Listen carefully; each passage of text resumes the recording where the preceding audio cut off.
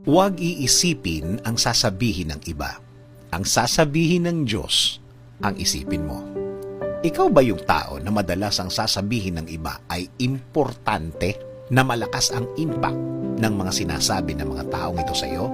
Na dumating na ang araw na sila na ang nagpapatakbo ng iyong buhay dahil parang takot ka na ma-discourage sila sa iyo. Aminin man natin o hindi, marami na ang mga taong ganito ngayon, lalo na sa panahon ng social media.